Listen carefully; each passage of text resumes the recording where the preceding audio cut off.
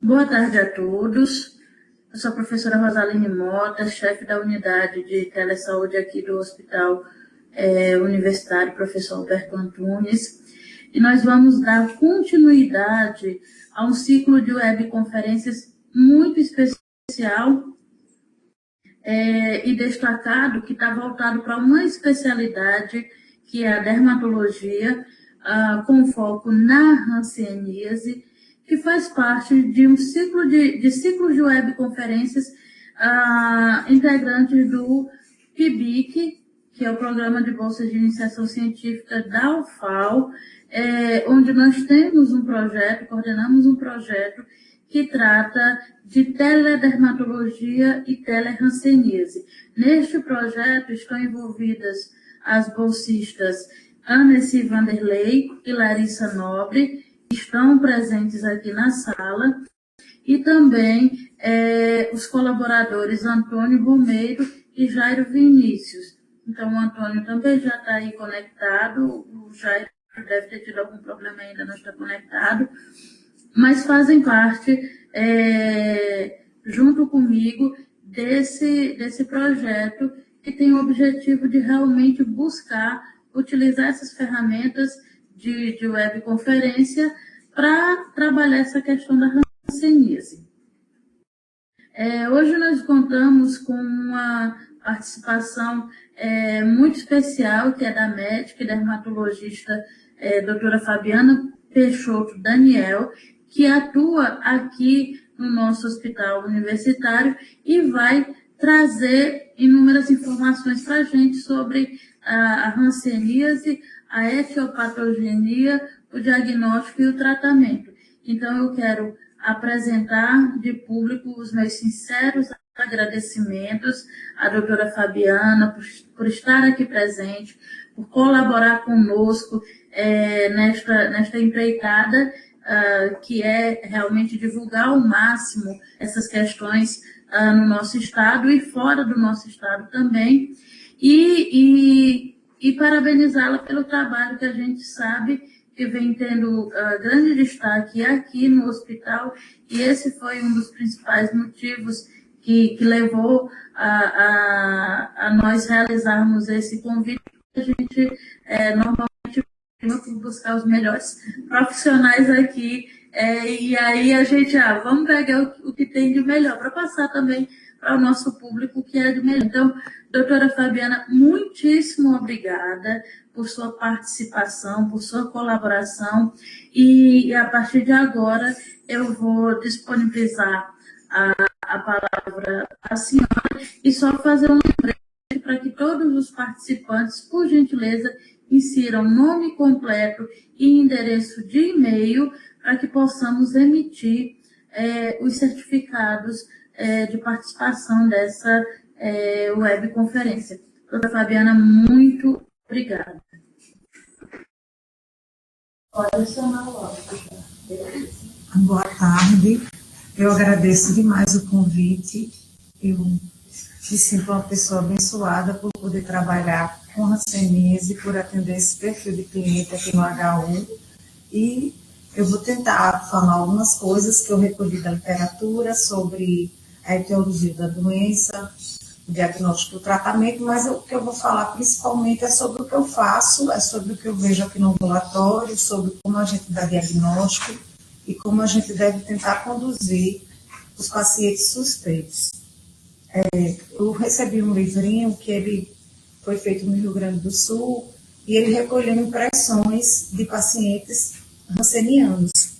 E eu vou começar com a citação de um paciente que eu acho que tenta traduzir o que é que isso significa para cada doente.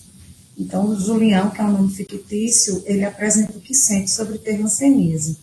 A hanseníase é uma doença de desesperar.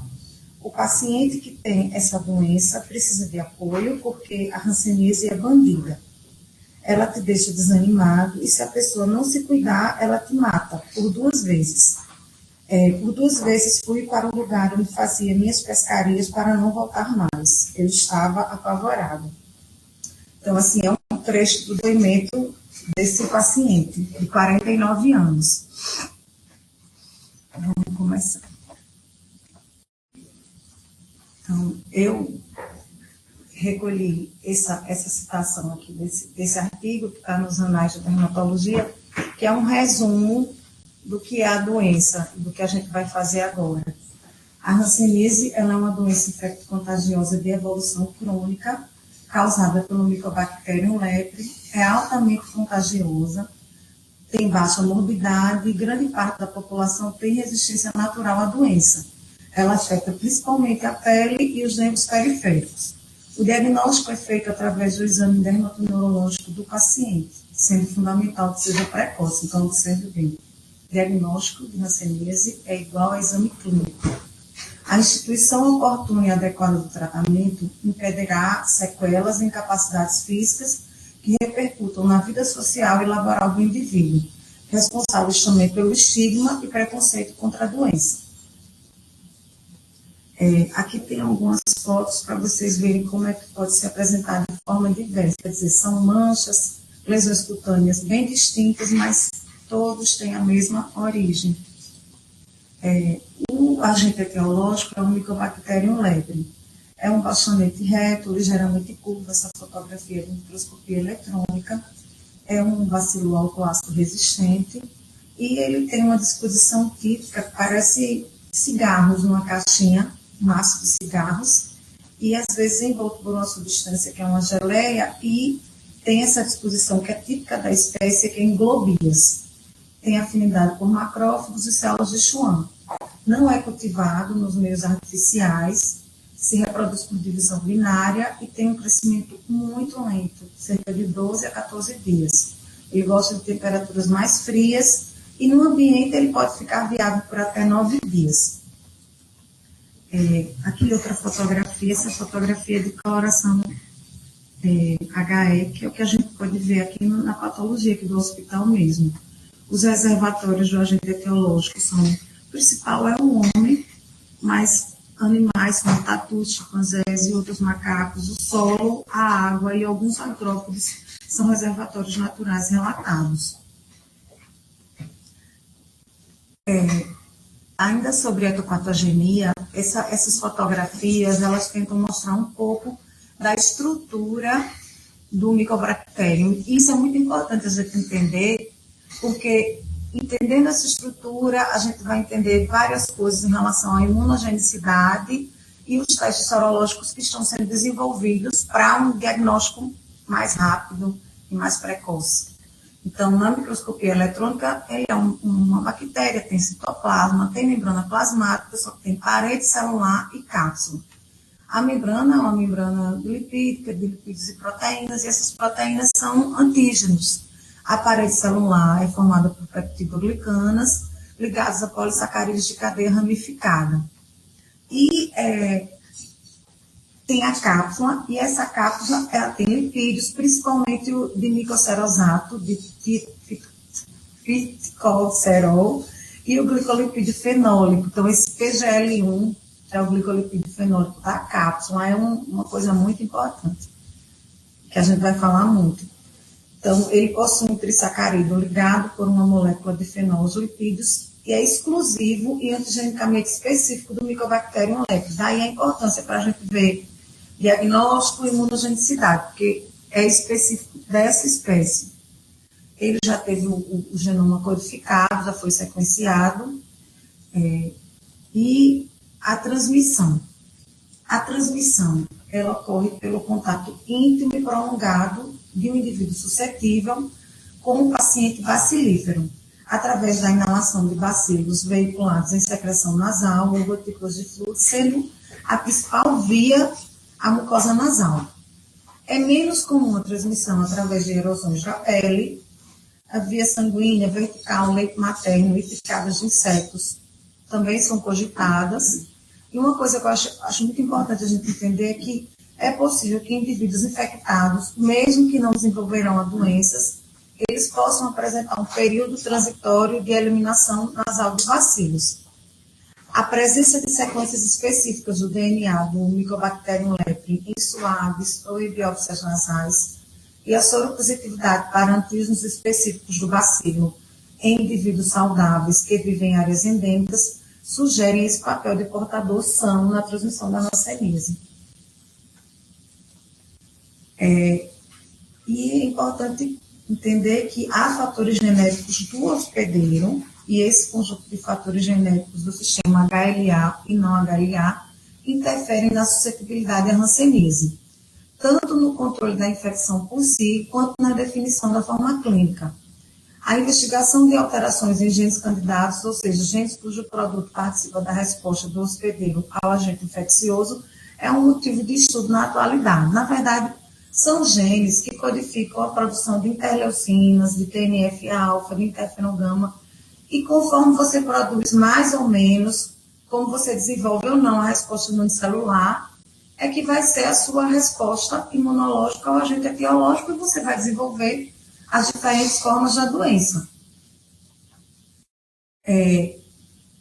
Classificar a hanseníase é uma coisa antiga, porque como é uma doença antiga e tem várias formas de apresentação, desde a primeira classificação, foi essa classificação em Madrid, foi no Congresso Internacional de Leprologia, em 1953, e ela segue critérios de polaridade e usa características clínicas e o exame baciloscópico. Nessa classificação, ele considera que tem 2 grupos instáveis, que é o grupo indeterminado e dimorfo, e 2 grupos polares estáveis, que é o grupo tuberculoide e o grupo bichoviano. A classificação de Ridley-Joplin, que é de 1962, depois foi modificada em 1966, ela já utiliza o conceito espectral da hanseníase, utilizando critérios clínicos, baciloscópicos, imunológicos e histopatológicos. Essa classificação é basicamente a que a gente tenta usar mais aqui no ambulatório. E a Organização Mundial de Saúde, em 1982, ela desenvolveu uma classificação que é uma classificação mais operacional, para quem trabalha com dermatologia, que nem sempre é o dermatologista. Na maioria dos locais, não só aqui no Brasil como no mundo, é em unidades básicas de saúde. Então, em 82, essa classificação tentou colocar os pacientes como paucivacilares, os que tinham índice baciloscópico menor que 2 cruzes, e multi, os que tinham índice baciloscópico maior que 2 cruzes. Já em 88, como fazer baciloscopia não é todo local que é disponível esse exame, apesar de ser um exame simples, barato, mas nem todo lugar tem uma pessoa tecnicamente adequada para analisar. Então, eles mudaram e usaram o número de lesões para tentar classificar os doentes. Então, colocaram paucivacilares, os doentes que têm menos de 5 lesões cutâneas, ou apenas um tronco nervoso comprometido, e multivacilares, mais que 5 lesões, e ou mais que um tronco nervoso acometido.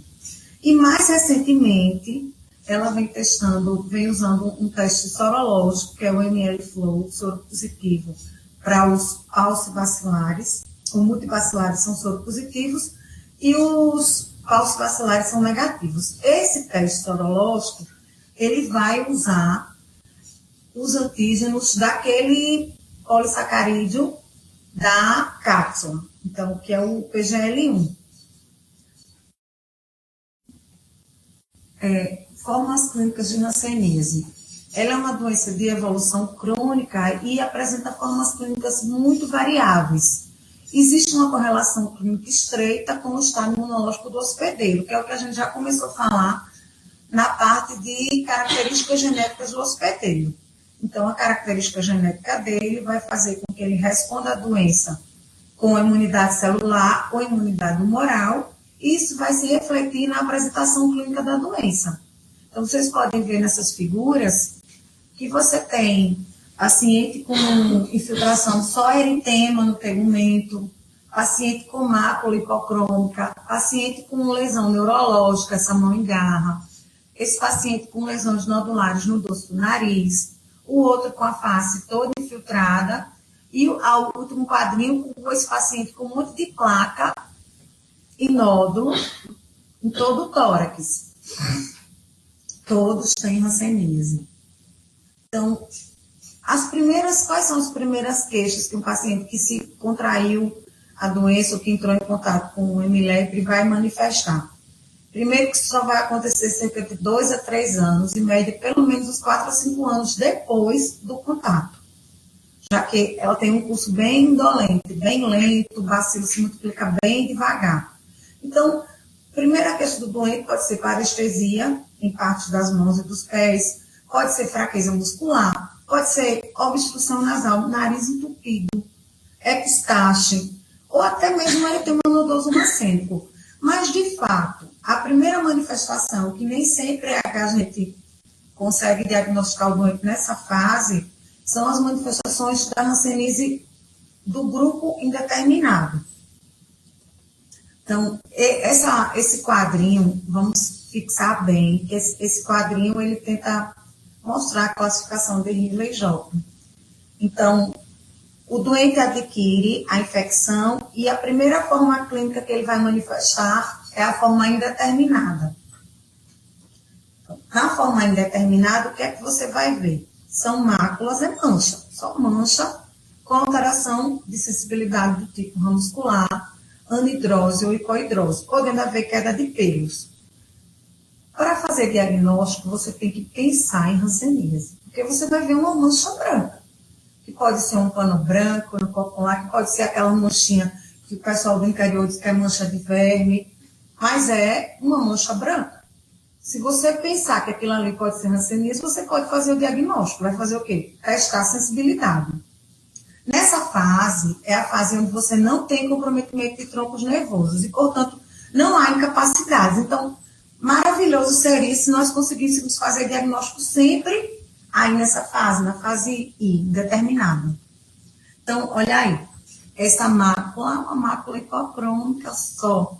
Se você se esforçar muito, você vai ver que na borda ela tem um granuladozinho bem discreto, mas isso aí já é olho treinado aqui de HU. Porque se você vir, você vai ver só com uma mancha branca. Agora, se você for testar a sensibilidade, você vai ver, tá alterado. Outra lesão na face, outra lesão no dorso da mão, essa lesão aqui no cotovelo. Então, a hanseníase indeterminada, ela é caracterizada por máculas hipocrômicas ou eritemas hipocrômicas com eritema na periferia, eritema marginal. Essas lesões têm de 1 a 2 centímetros ou até lesões maiores, mesmo de 4 centímetros, em número variável.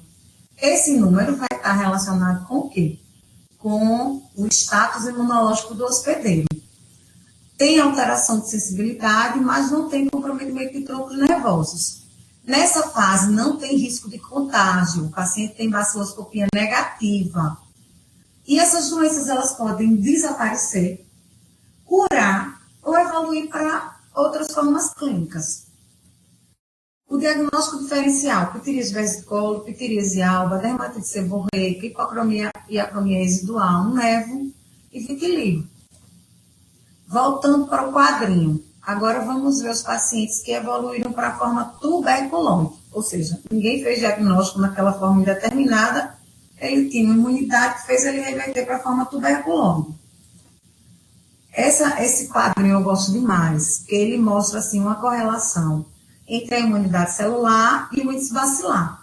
O IC é a imunidade celular. Se você tem baixa, você vai ter uma carga bacilar alta. Esse polo é o polo virchoviano. No outro polo, você tem uma imunidade celular boa, vai ter uma carga bacilar baixa. É o polo tuberculoide. E nesse meio desse espectro, você tem a forma dimorfa, a forma borderline, que pode se aproximar mais do polo virchoviano ou do polo tuberculoide, ou pode ficar literalmente DD, dimorfa, BB, borderline, em cima do muro. Não vai nem para um lugar nem para o outro. Esse outro quadrinho, eu adoro esses quadrinhos que fazem correlação entre imunidade celular e carga bacilar. Também, ele mostra carga bacilar 3 cruzes, imunidade celular 0, ou negativa, que é esse de baixo. Está em LL, que é o lepromatoso, lepromatosa. Do lado contrário, você vai ver os que têm imunidade celular 3 cruzes e carga bacilar negativa, que é o TT. Então, vamos lá para a hanseníase tuberculoide. Então, esse é o que tem imunidade celular lá em cima. Geralmente, esse doente ele teve uma hanseníase indeterminada, passou 2, 3 anos, ninguém fez diagnóstico, vai ter a forma T. Então, essa transformação, ela pode ser até uma transformação aguda, não levar esse tempo todo, através de uma reação rancênica tipo 1, que é o que a gente vai ver mais tarde na parte de reações. Esse indivíduo, geralmente, ele tem um mixidor positivo, então ele tem aquele fator N, que é uma resistência natural contra a doença. Tem um número menor de lesões, tem um comprometimento sensitivo maior e assimétrico.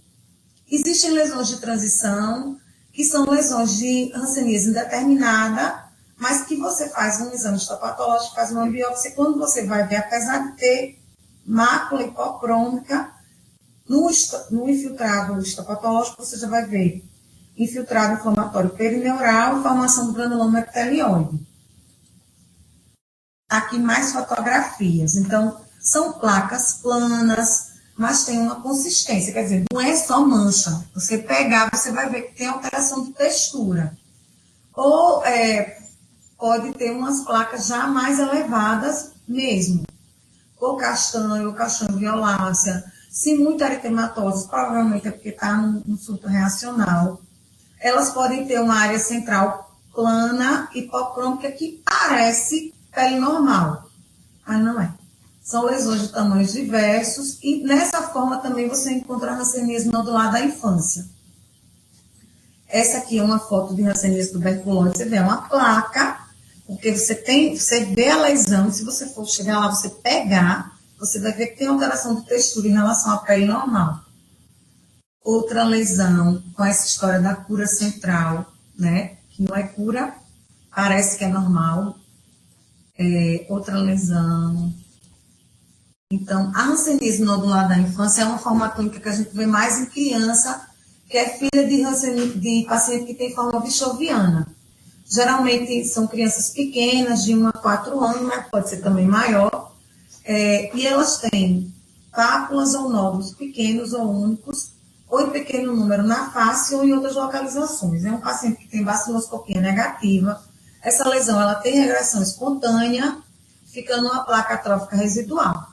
Eu não sei se elas são raras ou se elas são subdiagnosticadas. Então, aí é uma criança, né? Uma foto, essas fotos são do Atlas do professor Samuel de Sergipe. Então, outra lesão. Isso aqui vai regredir. Vai regredir. Se você fizer o histopatológico, está aqui do lado, a biópsia, você vê que é granuloma epitelioide mesmo. É paciente que tem imunidade celular, que foi lá e tentou segurar a infecção. Então, diagnóstico diferencial, vários. Uma micose, dermatite seborreica, lúpus cutâneo crônico, esclerodermia, granuloma anular, sífilis, sarcoidose, sarcoma de Kaposi, psoríase rosa, necrobiose linfóide. Olha, você tem que pensar que aquilo ali pode ser hanseníase. Se você pensar e fizer teste de sensibilidade, você vai fazer diagnóstico, é exame clínico. Voltando para o quadrinho. Então, esse quadrinho, novamente, o paciente da forma I, ele foi para a forma V, que é para o outro colo, imunidade celular lá embaixo. Então, ele apresenta máculas hipocrômicas extensas e confluentes que levam a uma hipocromia difusa.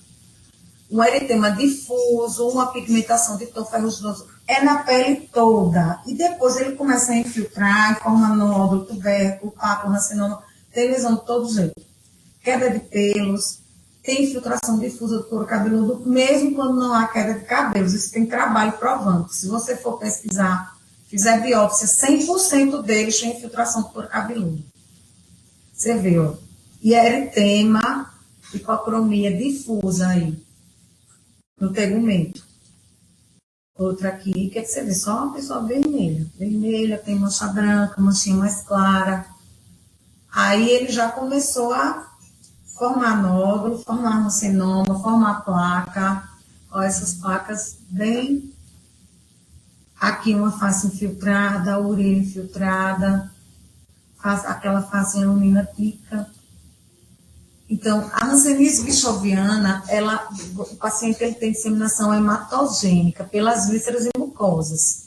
Então, no nariz ele pode ter infiltração da mucosa, congestão epistaxe, deformidade, lesão na orofaringe, nas amígdalas, palato duro mole, lesões periodontais, laringe com ronquidão, dispneia. Tem doentes quando você acomete a glote e a epiglote, precisam até de traqueostomia.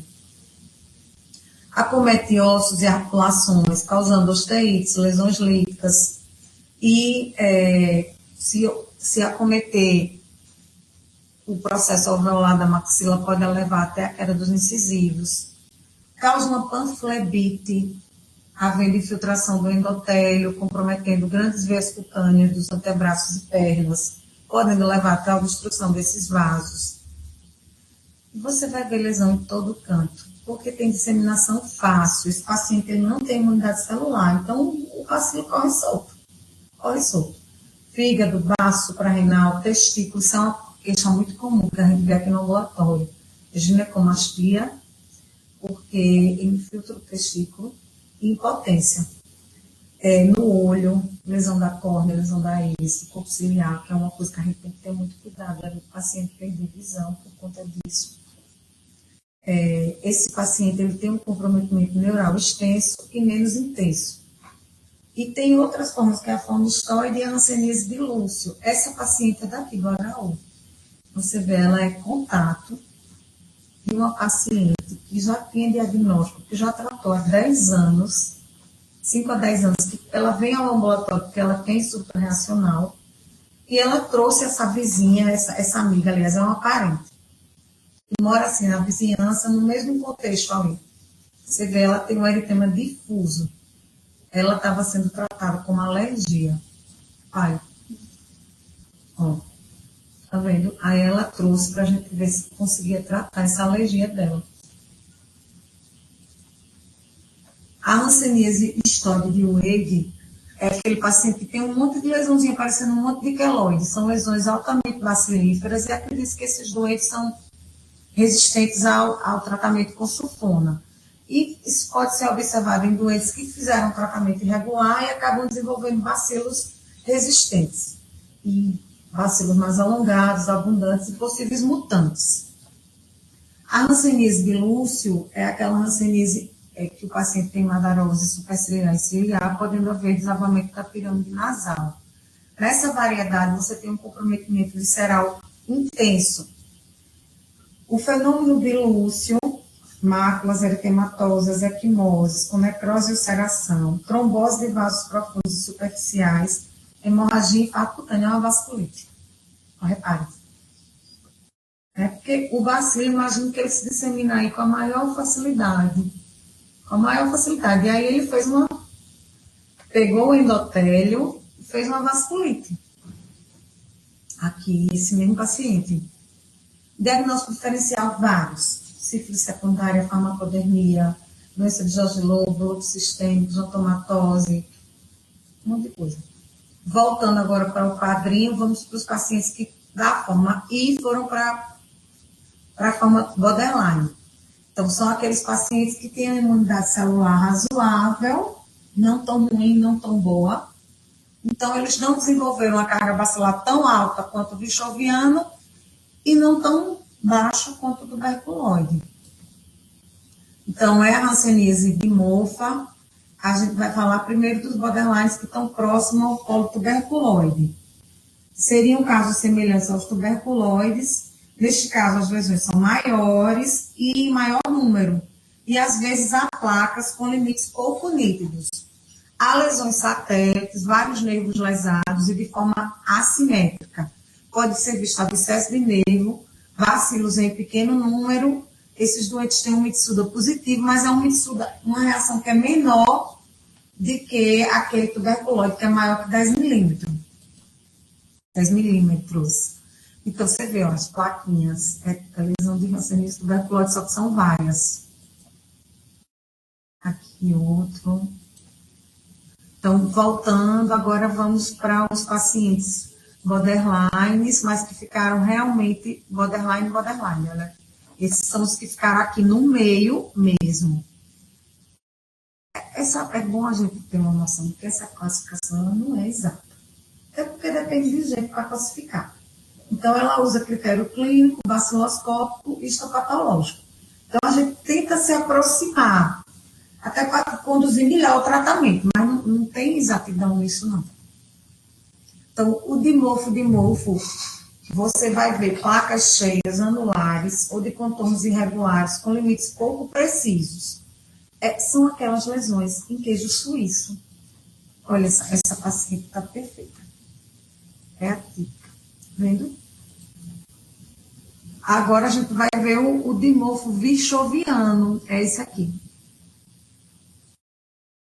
Então, são lesões numerosas com tendência à assimetria, tom ferruginoso, que em algumas lesões se acentua devido à maior infiltração, adquirindo uma tonalidade mais acastanhada.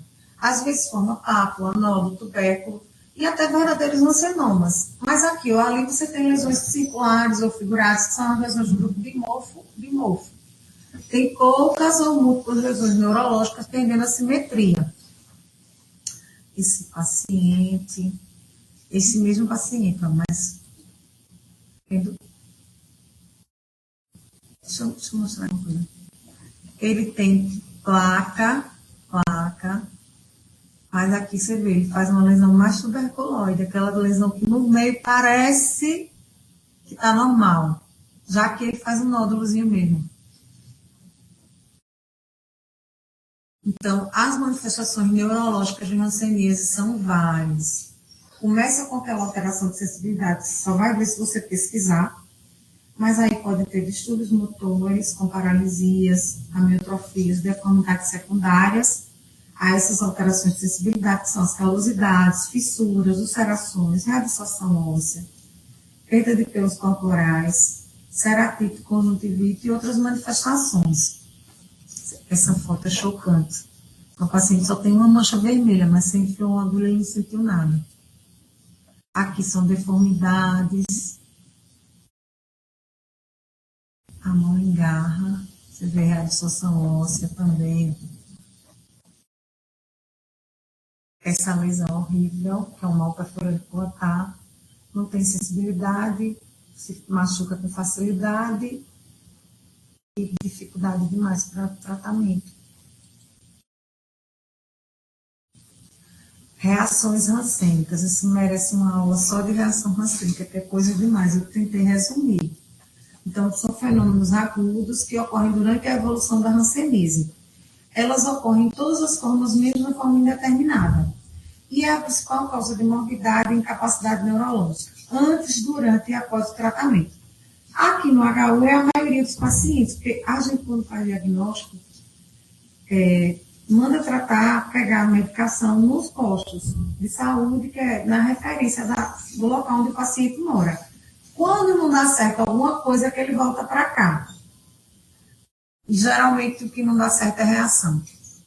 Então, elas são reações imunologicamente mediadas. Tem a reação tipo 1, que é mediada por células, e a reação tipo 2 por anticorpos.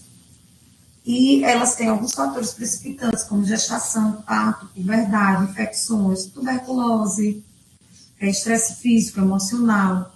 Geralmente são pacientes que têm um índice baciloscópico maior que 2 na época do diagnóstico. Durante o tratamento, 50% dos pacientes vão ter um surto reacional. Com a introdução da poliquimioterapia, essa incidência parece ser mais baixa no que se refere à reação tipo 2. No pós-tratamento, pode acontecer até em 30% dos pacientes. Pode surgir até 5 anos após o tratamento específico. A reação tipo 1 é o que você vai ver um aumento das lesões pré-existentes. Você tem edema, tem eritema, até ulceração. E aparecem novas lesões e neurite. Tem paciente aqui que a gente tem muito, que só tem a reação dele, se só apresenta através de neurite. Fica com a sensibilidade muito aumentada, sente muita dor. Essa foto. Achei ótimo. Você vê, ela tinha provavelmente uma mácula etematosa, uma plaquinha daquelas, agora você vê o edema. Geralmente, essas lesões de reação tipo 1, elas são ao redor dos olhos, ao redor do nariz, ao redor da boca. Deixa eu ver se tem mais alguma coisa. Ela pode durar meses a anos, mas em média de 4 a 6 meses.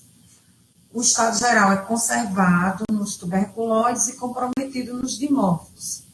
Pode ter edema de extremidades e vários nervos estão constantemente envolvidos no processo reacional, causando um maior número de incapacidades. Aí é importante tratar o surto reacional, porque quando a gente não trata, essa neurite pode degenerar o nervo, formar abscesso de nervo e pronto.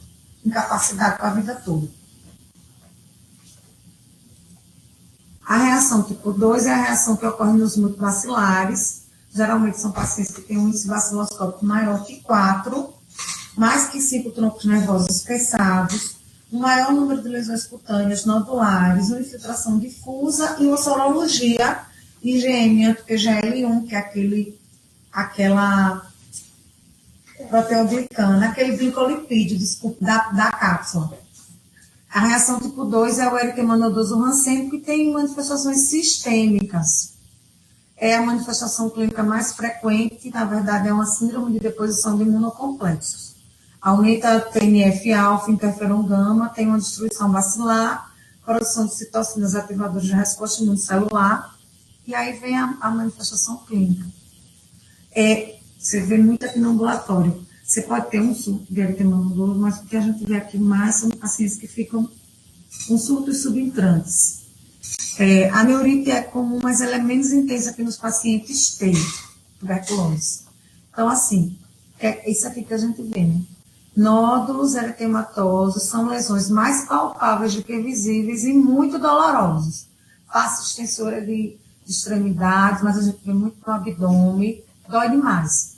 E o paciente, ele fica prostrado, porque você tem que imaginar que tem um monte de interesse no circulante. Ele tem febre, ele tem moleza, ele falta apetite, ele fica... Você vai encontrar aqui no ambulatório, a gente às vezes precisa botar lá naquela salinha 11 para hidratar, para fazer uma analgesia venosa, porque, vamos falar assim, no popular, é como se ele tivesse uma virose, fica bem prostrado e fica cheio de lesão, assim, nódulo doloroso.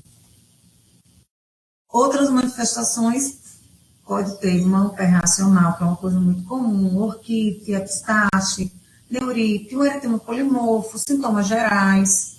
Pode também se ter uma função renal prejudicada. Se você for fazer exame laboratorial, você vai ver um monte de coisa aqui. A elevação de transaminases. Se você fizer um sumário de urina, pode ter uma piúria, uma hematúria. O diagnóstico de hanseníase com exames complementares. Então, os dados clínicos podem ser complementados por técnicas semiológicas, como a pesquisa de sensibilidade cutânea e as provas de histamina pilocarpina, que geralmente fecham o diagnóstico. O diagnóstico de hanseníase, ele é clínico. Nenhum exame é considerado suficiente. Em alguns casos duvidosos, a gente pode usar o teste de Mitsuda, vaciloscopia e histopatologia. Na maioria das vezes, permitem a confirmação do diagnóstico e a classificação da forma clínica. Aqui, como é um hospital escola, tem residência de dermatologia. Então, para a gente tentar classificar o paciente melhor naquela classificação de Ringler-Job, a gente acaba fazendo vaciloscopia, histopatológico, até para o segmento do paciente, quando no futuro, se tiver subreacional, resposta ao tratamento, tudo isso. Mas a falta desses recursos não impede fazer o diagnóstico. Exames complementares, você pode fazer radiografia, cintilografia, ultrassom, tomografia, ressonância e eletroneuromiografia.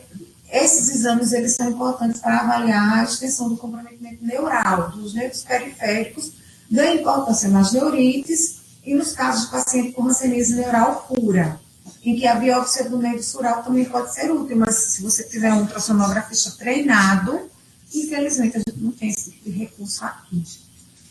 Em alguns centros, como em Fortaleza, tem um centro muito bom e eles conseguem acompanhar o paciente com neurite e resposta terapêutica diagnóstico com ultrassonografia. Os testes sorológicos, como o antígeno glicolipídio fenólico, aquele antígeno lá da parede da cápsula, e os antígenos proteicos são utilizados para casos específicos e para pesquisas. São coisas que está se tentando colocar na prática, como a Organização Mundial de Saúde está tentando colocar até naquela classificação operacional. Os soropositivos são os multibacilares e os soronegativos são os falsos bacilares. A reação imunohistoquímica, anticorpos antibacilos de Calmette-Guerin, anti-PGL1 e antiproteína S100. É claro, você tem que interpretar de acordo com o quadro clínico, as lesões cutâneas, porque a proteína S100 também é usada em várias outras doenças dermatológicas. A reação em cadeia de polimerase PCR com diversos primes visando diferentes alvos genômicos do Mycobacterium leprae. Então, estudar o genoma do Mycobacterium leprae ultimamente é uma coisa assim muito importante para você ver imunogenicidade e outras coisas. E aí vão desenvolvendo testes que vão facilitando o diagnóstico. Hoje em dia, essas coisas elas são feitas em pesquisa, em centro de estudos, mas são importantes para a gente saber que existe, e talvez um dia seja uma realidade assim, na nossa prática, mas que não é importante para diagnóstico. Então, exames complementares. É prioridade no momento a identificação de marcadores moleculares específicos do MLEP e o desenvolvimento de testes laboratoriais sensíveis para o diagnóstico de casos assintomáticos ou com escassez de sintomas que prevejam a progressão da doença entre indivíduos expostos, uma vez que o diagnóstico precoce e o tratamento oportuno são elementos-chave para acessar a cadeia de transmissão da hanseníase. Então, aquele outro slide que ele mostra esses exames, todos em centros de pesquisas, PCR, identificar alvos genômicos do Mycobacterium leprae. Na verdade, o objetivo é que no futuro esses exames eles possam ser usados, principalmente os exames sorológicos, em áreas endêmicas, para você fazer diagnóstico dos casos assintomáticos ou muito pouco sintomáticos e tratar precocemente e prevenir incapacidade e diminuir a cadeia de transmissão. O tratamento, eu tentei fazer muito rápido, porque é pouco tempo. Então, pacientes falsos vacilares, tratamento de 6 doses administradas em até 9 meses, incluindo para adultos uma dose mensal de rifampicina de 600 mg e a dapsona 100 mg e doses diárias de 100 mg auto-administradas. Então, ele vem aqui no posto de saúde, na unidade de saúde, uma vez a cada 28 dias e vai tomar rifampicina 600 e dapsona 100. E leva para casa para tomar todos os dias dapsona 100 mg.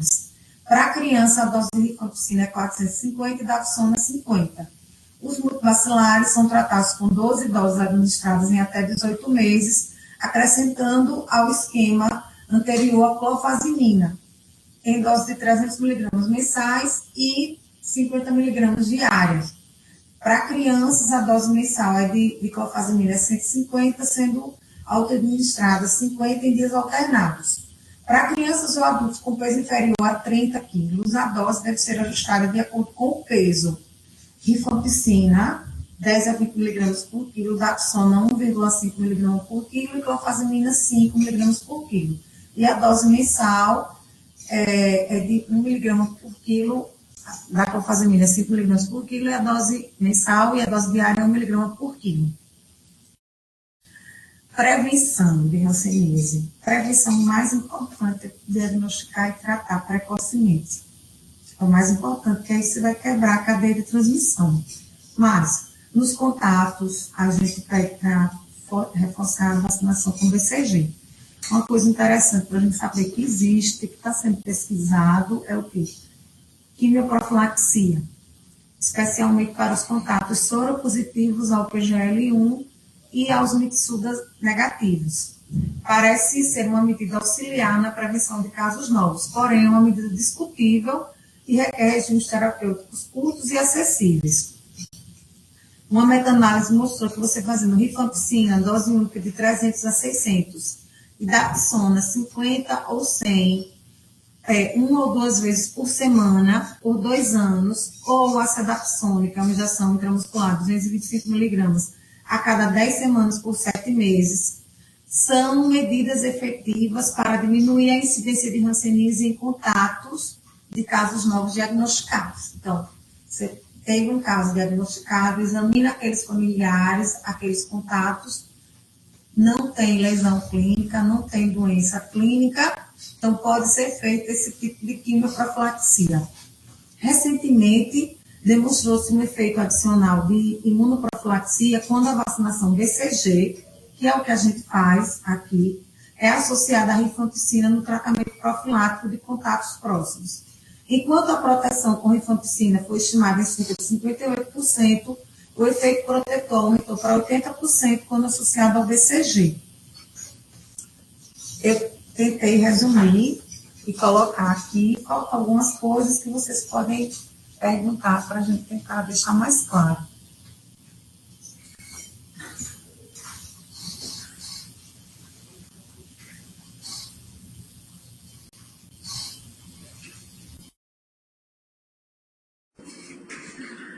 Fabiana, obrigada.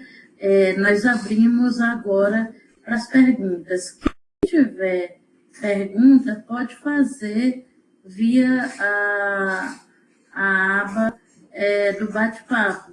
Então, se alguém tiver alguma pergunta, já pode fazer. Eu tenho umas duas aqui e vou colocar também na aba do bate-papo. Só que a gente registre no bate-papo também.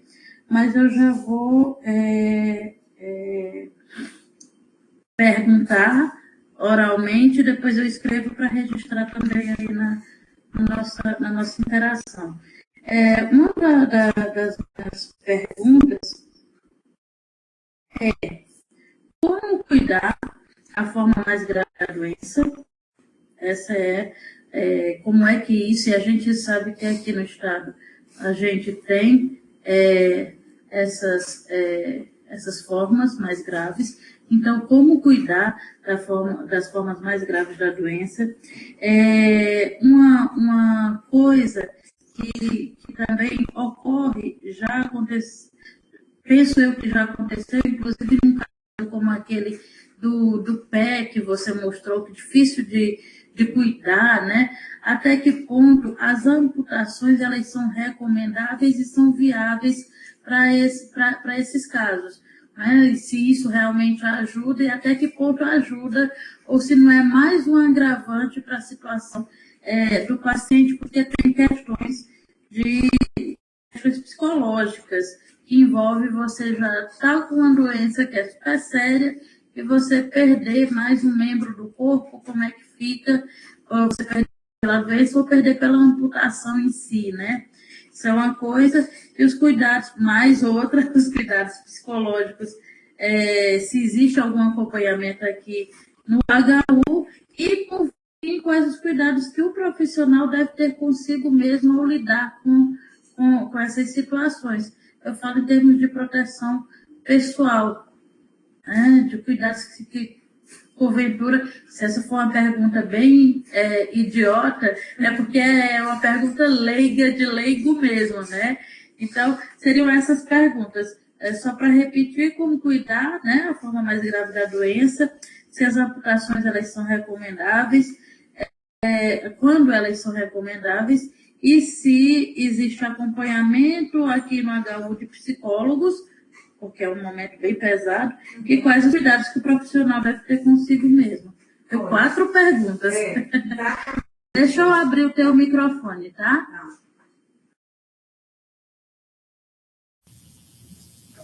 Então, você definiu que é caso grave em hanseníase. Eu acho muito difícil. Porque, assim, se você é um tuberculoide, você é um paucibacilar, você não tem risco de contágio, mas se você faz um abscesso de nervo e você fica com a mão em garra, para mim aquilo ali é gravíssimo. Se você é um bichoviano e você tem um quadro como aquele de fenômeno de Lúcio, é gravíssimo. Então, assim, eu acho que depende muito de como o doente chega. É difícil você, só pela forma tuberculoide ou forma bichoviana, dizer quem é grave. Eu acho que é do contexto, a complicação que ele tem, porque assim, apesar do tuberculoide ele ser paucibacilar, ele não tem risco de contágio, mas de repente se ele faz um abscesso de nervo e tem uma sequela, uma incapacidade dessa para a vida toda, para mim aquilo ali é gravíssimo. Então, tratar os pacientes, o tratamento padrão é a quimioterapia. Paucibacilar é aquela que faz durante 6 meses, que é com a rifampicina e a dapsona, e multibacilares é durante 12 meses e que acrescenta clofazimina. Então, esse é o tratamento. A gente que trabalha fica muito tranquilo. Eu fico, porque assim, eu já trabalho com hanseníase, eu acho que tem uns quantos anos? 15, 16, por aí. Contando com a residência. E quando você começa a tratar, cerca de 3 semanas, aquele paciente não contagia mais ninguém. Fora que, assim, contagiar mesmo, que é bacilífero mesmo, são os lichovianos. Os outros têm doença, que pode ser até doença grave, como eu falei, desses pacientes que têm capacidade neurológica, e não contaminam ninguém, porque eles não são bacilíferos. Entendeu? Eles têm imunidade celular, eles conseguem matar o bacilo ali, mas a doença neles pode ser muito grave mesmo assim. A outra pergunta, assim, que é uma coisa importantíssima, é acompanhamento multidisciplinar. Eu gostaria muito que houvesse, mas o ambulatório hoje, quem trabalha no ambulatório? Nós, dermatologistas, e a enfermeira Lúcia, que é uma enfermeira que recebe os pacientes, que faz orientação de autocuidado. Eu faço durante as consultas, mas ela reforça, ela faz teste, faz orientação para prevenção de incapacidade, cuidados com os pés, hidratação da pele. Eu queria demais que a gente tivesse psicólogo, terapeuta ocupacional, nutricionista, neurologista, um médico radiologista, especialista em imagem, ortopedista, cirurgião vascular. Mas, assim, nós pedimos os pareceres, nós vamos atrás, nós conversamos. A Lúcia, ela agenda os pacientes para ir para a oftalmologia, para prevenir lesão do olho, ceratite, esclerite. Mas, assim, um grupo formado que só trabalha com hanseníase não existe. Não existe. Quem trabalha aqui é um médico dermatologista e a enfermeira Lúcia. Se você for chegar no ambulatório, você perguntar, vai ter essas duas referências. Quando a gente tem paciente que precisa, vai atrás. Mas não é um médico ortopedista só para os nossos pacientes, psicólogo não tem para os nossos pacientes, não existe não. É muito triste. E qual foi a outra pergunta mesmo? Sim. Quando aquilo ali, geralmente é um paciente que já foi tratado, mas que ele não tem os cuidados adequados com os pés. Ele teve reabsorção óssea, ele tem perda de sensibilidade e ele se machucou como diabético. Se machucou e não percebeu aquele machucado e aquilo ali vai infecção secundária e tem que tratar a infecção, tem que ter repouso. Geralmente esses pacientes têm dificuldade de acesso ao serviço de saúde, em tratar em casa, precisaria realmente nessa situação de ter uma equipe multidisciplinar para debridar, para ter o cuidado diário. É muito difícil. Hoje em dia, em relação à amputação, nesse período que eu estou aqui no HU, eu estou desde 2010, só um paciente meu que precisou amputar um dedo. Se você visse isso, na época que eu era residente, que foi 2003 e 2004 aqui no HU, e depois eu fiquei em outro serviço de hanseníase, antes de vir para cá, outro serviço de dermatologia, o número era bem maior. Bem maior. Hoje em dia, com todas as dificuldades, nós conseguimos fazer mais diagnósticos e pensar mais na doença. A outra pergunta é como lidar com o doente em casa para evitar o contágio. Tratar. Depois de 2 semanas tratando, 3 semanas tratando, se fosse um bacilífero, já não transmite, não contamina mais ninguém. O que eu acho que as famílias têm que fazer é acolher esses doentes, porque infelizmente o estigma é grande dentro da própria casa. Dentro da própria casa, as pessoas são segregadas. Então, em relação ao medo com contágio, não tem que ter medo não. Porque se você já viu que aquele pessoa está ali doente, pelo menos há uns 5 anos. Então, se tivesse que contaminar alguém, já contaminou. Já era. Vai depender da imunidade celular de cada um. Começa a tratar, com 3 semanas não contamina mais ninguém e vai dar cuidado, vai dar atenção, vai ajudar no tratamento. É isso que eu gostaria que acontecesse. A outra pergunta aqui, o ML Flow, soro positivo, está bem difundido? Não, não é fácil, de fácil acesso não aqui em Alagoas, de jeito nenhum. A gente não consegue fazer. As amputações são recomendáveis em que casos? Quando você tem uma osteomielite, que esse paciente que eu perdi, que teve que fazer uma amputação do hálux, o que aconteceu? Ele teve uma osteomielite, a gente teve infecção de partes moles, tentou tratar ambulatorialmente, internou. Quando internou, que fez os exames de imagem, ele estava com osteomielite, tratou por 2 meses com um antibiótico venoso. Infelizmente, a gente tentou controlar a doença para diminuir a propagação da osteomielite, mas teve que amputar para não colocar em risco o restante do pé. Esse doente mesmo, ele não transmitia mais para ninguém. Ele já tinha quase 10 anos de tratado. E com 15 dias de tratamento, 2, 3 semanas, você não transmite mais para ninguém. Essa é a grande questão, assim, que para o Ministério da Saúde, ele considera como tratado, como curado, a pessoa que concluiu o tratamento. E não é verdade. Que concluiu a PQT, porque o estado reacional é o que mais faz esses pacientes adoecerem. E é o que pode acontecer 30% até 5 anos depois do tratamento. Os cuidados que o profissional deve ter consigo mesmo é estudar, fazer diagnóstico, tratar mais precocemente e diminuir a cadeia de transmissão. Aí ele vai fazer bem para ele mesmo e para todo mundo. Teste de Mitsuda é uma intradermoreação. O antígeno, você faz uma injeção intradérmica e faz a leitura com 48 horas, 48 a 72 horas. Se for mais que 10 milímetros, é um Mitsuda positivo. Geralmente, os tuberculoses que têm uma imunidade celular boa, eles têm um Mitsuda positivo. E um Mitsuda negativo é o que a gente observa nos bichovianos, que não tem reação nenhuma. Os borderlines, eles têm um Mitsuda positivo, dependendo do borderline, mas menor que 10. Qual é a outra pergunta?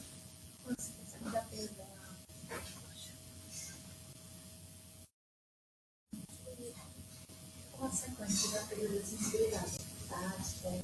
Térmica. Primeiro é a sensibilidade térmica que perde. Então, por isso que a gente tem que ver a mancha, pensar que pode ser hanseníase e fazer o testezinho com tubo de ensaio, ou então com vidrinho, aqueles vidrinhos de medicação.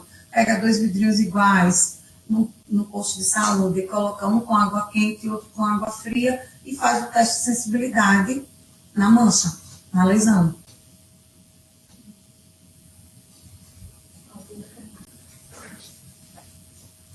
O homeopsicol reservatório do micobacterium lepre. Já houve no HU algum caso de transmissão que tenha havido no animal? Isso é impossível a gente saber. Ele pergunta se já houve no HU algum caso onde a transmissão tenha vindo de um animal. Porque geralmente quando os doentes chegam aqui, que eles têm manifestação clínica, que eles têm lesão, eles se contaminaram há pelo menos 3 anos. Então, ele nem sabe como é que se contaminou. Assim, isso é uma coisa, acho que em qualquer lugar, isso aí é mais de pesquisa. De pesquisa, quem faz modelo animal, e pode ver essa forma e dizer realmente que a transmissão foi daquela forma. Mas, na prática, no ambulatório, nos postos de saúde, impossível você saber quando é que a pessoa entrou em contato com alguém, entrou em contato com bacilo e foi lá lentamente, e 2 a 3 anos depois, em média 5 anos, é que vai desenvolver a doença.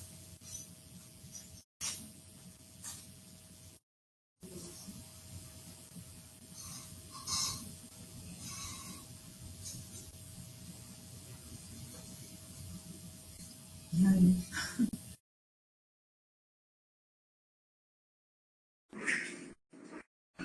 Bom, creio que inexistem mais perguntas. Eu quero só mais uma vez registrar, né, e os meus agradecimentos à doutora Fabiana e falar do quão esclarecedora foi a fala, de quão interessante foi palestra muito, apesar de não ser professora, viu, muito didática e realmente muito esclarecedora mesmo. Então, doutora Fabiana, muito obrigada. A Unidade de Telesaúde agradece imensamente a sua colaboração. Nosso projeto de PIBIC também agradece essa colaboração. E a gente também tem esse desejo de ver esse trabalho multidisciplinar sendo realizado aqui dentro do hospital, em todas as áreas, mas a gente pode perceber o quão carente é essa área da dermatologia e esse foco da hanseníase em si no que diz respeito a esse trabalho multiprofissional. Então, realmente há uma carência grande e a gente sabe que somente com uma equipe multiprofissional que a gente consegue obter avanços maiores. Porque toda a questão, quando a gente vai para a área da psicologia, toda essa questão do acolhimento, toda essa questão do trabalhar o psicológico, os sentimentos, as reações, os comportamentos das pessoas que estão infectadas e, sobretudo, da família, o seu entorno, é um trabalho muito importante. Esse sentimento de rejeição, de desagregação, é um sentimento extremamente pesado e que deve ser combatido com todas as forças, porque muitas vezes a gente sabe que essas alterações, elas têm repercussão direta exatamente.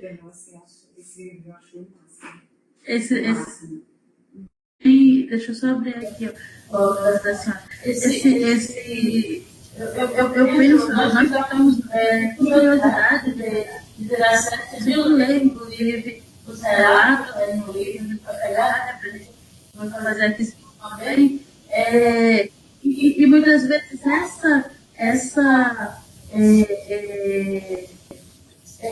essa desagregação aí faz com que os pacientes piorem, porque podem ficar deprimidos, né? E aí já desencadeia a depressão, ela faz com que o sistema imunológico fique mais debilitado. Mas isso é um dos fatores desencadeantes de surto reacionário. E isso é uma coisa que faz questão de sentar, conversar, trazer a família, trazer alguém, trazer a esposa, o marido, o filho, alguém que vai acolher aquela pessoa, ver como é que vai estar inserido dentro do contexto familiar. São muitas as pessoas que se afastaram do trabalho. Então, muitos dos nossos pacientes são trabalhadores informais, como eu tenho um paciente aqui, que é bem desenvolvido, ele é açougueiro. Então, você acha que no açougueiro ele é um trabalhador informal, ele tem determinados contratos, ele tem pessoal de terapia, prolongada de tempo, todos os problemas relacionados à terapia, relacionados à hanseníase, e se mantém trabalhando. Então, nessa multidisciplinar, é importantíssimo também o papel do assistente social. Assim, ímpar, porque são pacientes que morrem com a social. Esse caso, ele não é uma trabalhadora registrada, mas ele não conseguiu, ele tem uma 5, 6 anos de tratamento no trabalho, quer dizer, tratando dessa forma. E ele não conseguiu acesso ao benefício que você tem que falar. Então, assim, quando eu trabalho com petição do trabalhador, eu vou passar fome. Então, eles acordam 1 hora da manhã, 2 horas da manhã, ele vai marcar, eu vou falar com a ação do boi, entendeu? Ele vai ficar em casa, senão ele vai passar 2, 3 pontos do operacional para pior. Aí ele vem aqui, eu coloco na sala de educação, na sala de educação, fazendo as vezes e daqui a pouco, ele está no mercado, já faz o boi de novo. Ele deveria ficar afastado para trabalho, pelo menos aquela menção de transmissão. A maioria dos pacientes que têm acesso ao benefício da previdência social, eles ficam afastados durante todo o tratamento. Isso é um lado bom, é um lado ruim. Essa questão da psicológica é importantíssima. nós temos uma paciente agora que está se tratando, ela está no terceiro mês de tratamento com terapia. Ela veio do laboratório para uma paciente que tem lúpus sistêmico, ela hanseníase, a gente fez o diagnóstico em dezembro, mas assim, ela normalizou, e deve ser nós correndo com esse diagnóstico em uma semana, conseguimos fazer.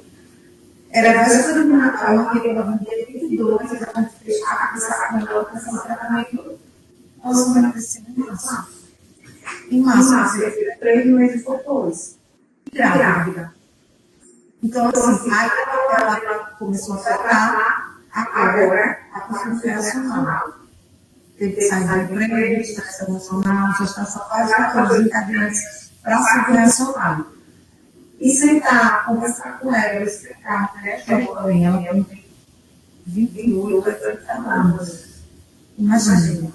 Então, é um contexto muito complicado. Se eu tiver assim, eu e a Helena, eu conversei sobre ele, o que a gente vai fazer com ela? Especificamente, acho que foi o tema da nossa conversa. Porque é difícil. Até esse tratamento, seguir as duas orientações, de uma hora para outra, já tinha uma doença grave, já tinha uma doença complicada, e agora outra que não é fácil, e esse estado fisiológico da gestação. Mulher brasileira não esperava, já tem 2 filhos. Nossa, é um contexto difícil. A maioria dos pacientes nasceram tem muita história para guardar. Muito bem. Realmente é um grande desafio, né? É um desafio diário para o atendimento, né? A gente abarcar todas essas questões.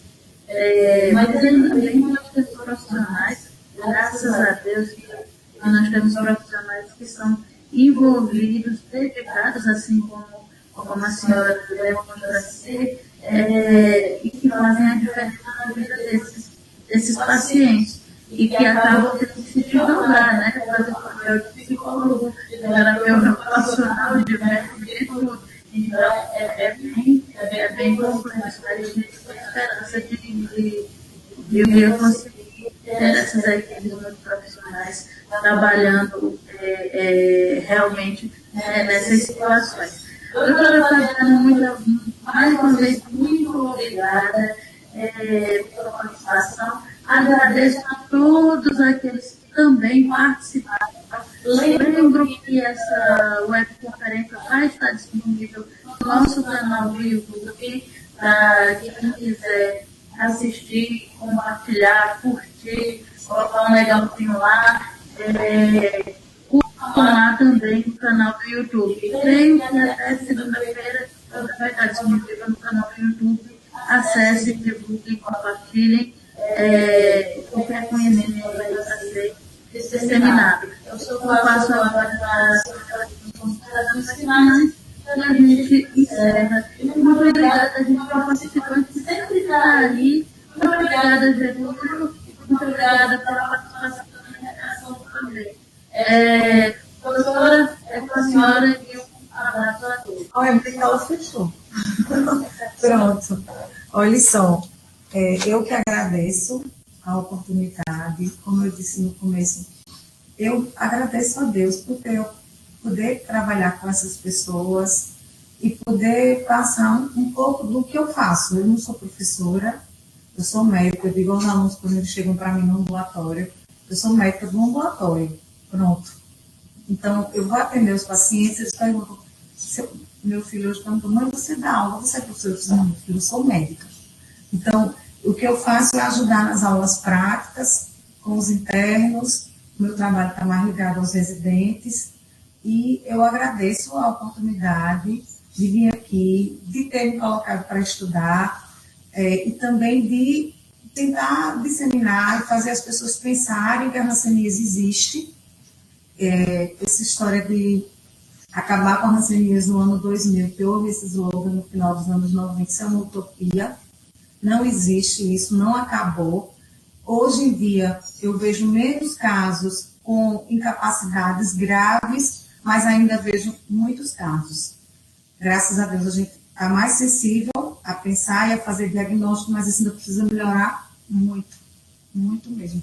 Eu que agradeço a vocês a oportunidade.